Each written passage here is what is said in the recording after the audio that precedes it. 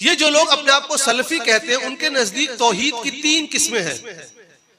तौहीद उलूहिया, तौहीद रुबूबिया, तौहीद अस्मा व सिफात।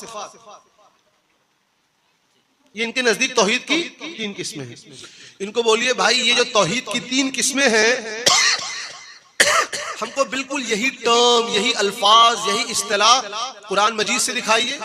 अगर नहीं दिखा सकते तो आप सुन्नत नबवी से दिखाइए, नहीं दिखा सकते तो किसी सहाबी का कौल दिखाइए, नहीं दिखा सकते तो किसी ताबई का कौल दिखाइए, नहीं दिखा सकते तो किसी तबे ताबई का कौल दिखाइए। कयामत आ जाएगी, मुर्गा अंडा दे सकता है, बैल दूध दे सकता है, लेकिन कोई सलफी गैर मुकल्लिद ये तौहीद की 3 किस्में दिखा नहीं सकता। लेकिन आप ये देखिए उन बच्चों को कैसे घूंट पिलाई गई है। वो मिलाद शरीफ आते ही आपसे सवाल करते हैं, आपके बच्चे से बताओ किस सहाबी ने मिलाद मनाई। वो उर्स में आते ही पूछते हैं किस सहाबी ने उर्स मनाया। मिलाद शरीफ आते ही पूछेंगे इस्लाम में तो 2 ही ईद है, या आपने तीसरी ईद कहां से पैदा कर दी। हमारे बच्चे कभी उनसे सवाल नहीं करते। उसकी वजह यह है कि हमारे बच्चे दुनिया में मशगूल रहते। मैं तो साफ साफ बात कहता हूं, इल्म हासिल करने का शौक नहीं है उन लोगों में, मुताले का शौक नहीं है उन लोगों ने। व्हाट्सएप और इंस्टाग्राम पर वक्त बिताएंगे, अच्छी किताबें जैसे बहार शरीयत को नहीं पढ़ेंगे। तो भाई एक छोटा सा सवाल, बहुत छोटा सा, आपका बच्चा 5 साल की उम्र में क्लास 1 में एडमिशन लेता है, 12 साल पढ़ता है, हर साल पास होता है, स्कूल जाता है, टेस्ट देता है, हर साल का एग्जाम देता है। जब वो 12 साल पास होता है तब जाकर इस हालत में आता है कि वो BSc, BA, BCom, engineering, medical में एडमिशन ले सके, तब उसको कुछ इल्म आता है ना। लेकिन आप अपने बच्चे को दीनी इल्म सिखाने के लिए कोई इंटरेस्ट नहीं लेते हैं। दीन का इल्म तो आज लॉन्ग ड्राइव पर जा रहे हैं तो किसी की तकरीर सुन ली, जलसा करा दिया मौलाना सादिक साहब ने तो जलसे में आ गए, लेकिन कभी बैठकर सोचा नहीं कि हमारा बच्चा एक दिन मरेगा और उससे पहले मैं मरूंगा। हमारा बच्चा सब कुछ सीख रहा है, लेटेस्ट मोबाइल फोन सीख रहा है, कौन सा ऐप डाउनलोड करना है वो सीख रहा है। और उससे एक बुनियादी सवाल कर लिया जाए, बेटा जिनके नाम का कलमा पढ़ते हो ना, हुजूर ला इलाहा इल्लल्लाह मुहम्मदुर रसूलुल्लाह, तो ये हुजूर के वालिदैन का क्या नाम था।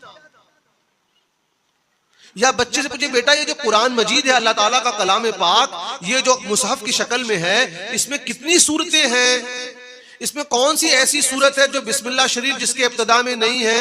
तो आपको पता ये लगेगा कि आपके बच्चे को दीन का इल्म ही नहीं है। ये हमारे कौम के लोगों की हालत है। वो इसलिए इसके लिए कोई सलफी जिम्मेदार नहीं है, ना ना ना, हम खुद जिम्मेदार हैं। हमने अपने घर में दीनी माहौल नहीं रखा है। हमने लफ्ज देख लिया, सलफी लफ्ज का कोई वजूद नहीं है। जो तौहीद की 3 किस्में बांटी, इन लोगों ने कोई वजूद नहीं है। अब इनसे हमने पूछा कि भाई आप लोग 1400 साल में, इस्लाम को आए हुए 1446 साल हो गए ना हिजरत के बाद, किसी एक स्कॉलर का नाम बताइए जिसको आप फॉलो करते हैं। हम तो बहुत बड़ी सवाल नहीं कर रहे, अब फिर बेचारे गूगल करेंगे, कहा वी फॉलो इमाम बुखारी रहमतुल्लाह, माशाअल्लाह इमाम बुखारी को मानेंगे, ठीक, अग्री। आइए इमाम बुखारी का अकीदा देख लें। इमाम बुखारी की एक किताब है तारीखुल कबीर। इमाम इब्न हजर अस्कलानी शाफई रहमतुल्लाह अलैह फतहुल बारी के शुरू में लिखते हैं कि इमाम बुखारी रहमतुल्लाह अलैह फरमाते हैं, मैंने अपनी ये किताब हुजूर अकरम सल्लल्लाहु अलैहि वसल्लम के रोज़े मुबारक, कब्र मुबारक के करीब बैठकर लिखी है, इस अकीदे से कि हुजूर की कुर्बत की वजह से मेरी किताब कबूल हो जाएगी। तो अगर आप इमाम बुखारी को मानते हैं तो यह अकीदा रखना पड़ेगा। इमाम बुखारी का दूसरा अकीदा सुन लीजिए।